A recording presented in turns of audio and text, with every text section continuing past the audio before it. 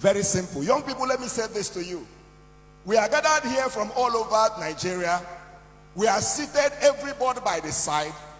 We will listen, everybody, to the same speakers as you're listening to me right now. You will listen to everybody. But it is not everybody that the words will be effective in their lives. It is going to be effective for the person who listens and decides that the prophecies on his head will not go in vain. This is University of Nigeria and Nsukka. Several years ago, I came to this school as a student. Before I came to this school as a student, I was physically challenged at the age of 3.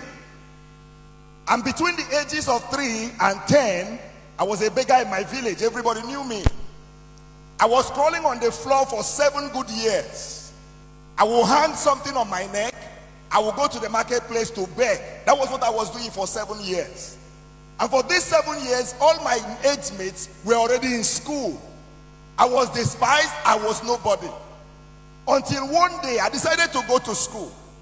And when I got to school, the headmaster made a mockery of me and said to my father, "Why did you bring this one here? What did he come here to do?" He said to my father, "He can't be a student.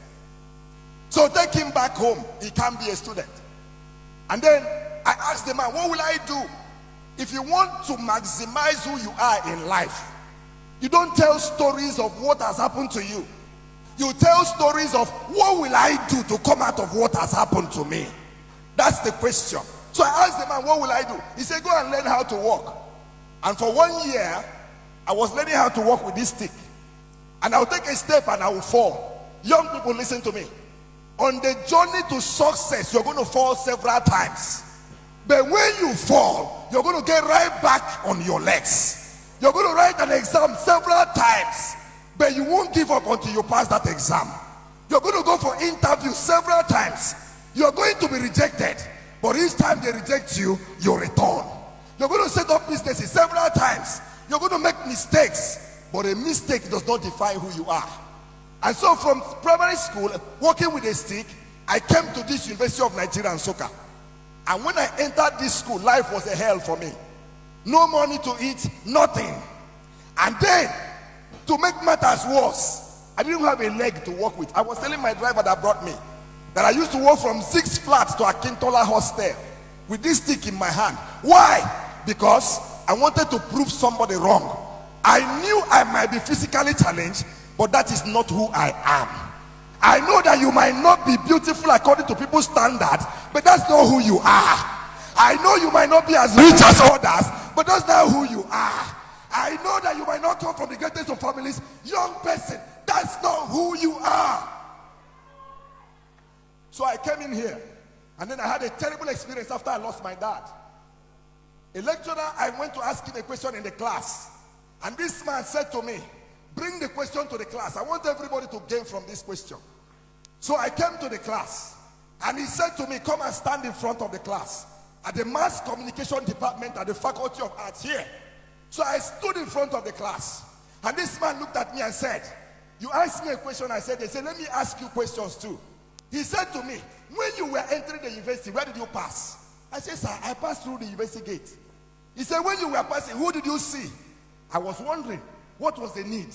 I said, "Sir, I saw the transporters, the Okada people." Said, "Yes." "Who else?" "I saw the security people." "Yes." "Who else?" "I saw those hawking."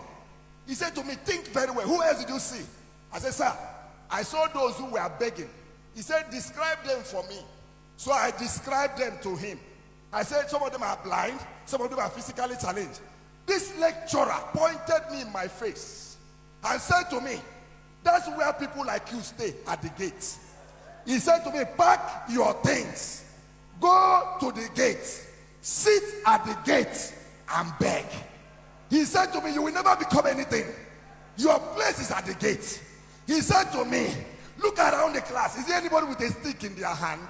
He said, "Pack." Listen to me, child of God. Young people, listen.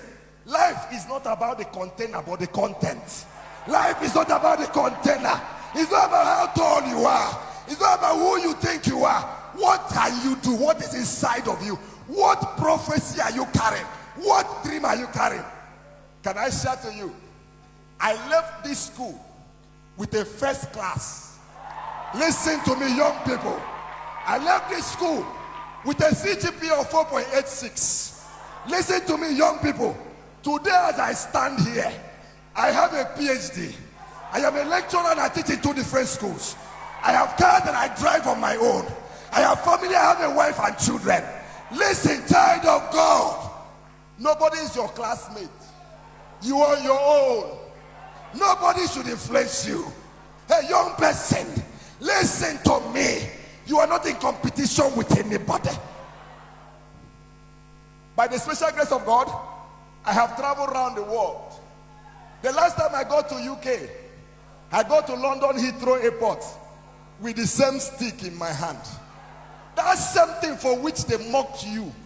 That's the same thing God will lay hand on and elevate you.